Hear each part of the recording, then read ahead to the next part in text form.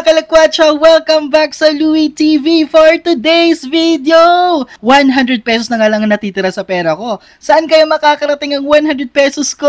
Eto na nga, may na-discover kami sa Tayug, Pangasinan na sa 89 pesos mo nga ay may only rice ka na, only soup with free soft drinks pa. Hindi yan scam kundi legit na legit. Ito ay ang Swag Overload. Very spacious nga ang kanilang kainan. Katabi lang ito ng Viron Transit Terminal sa Barangay Poblacion C, Tayug, Pangasinan. Meron silang meatball sigado, burger steak plus chicken wings, liempo plus giniling at iba't ibang flavors ng chicken wings kung saan 89 pesos mo, only rice, only soup at with free drinks pa. Perfect! Natuwa nga ako mga kalakwatsa dahil kumpleto din ang kanilang condiments.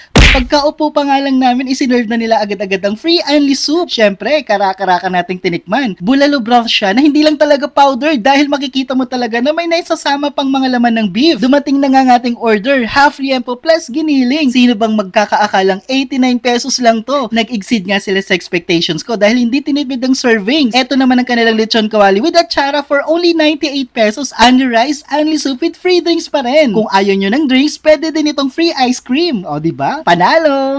Natuwa nga ako dito sa Swag dahil kahit hindi inasal ang in-order mo, may pa-chicken oil sila. O diba? Pack na pack. Gimas George! Isa pa, ang babait pa ng mga staff nila, lalo na si ate. O diba? May sukli pa ang 100 pesos ko. Kaya naman mga kalakwatsa, tara, kainan na! Gimasen!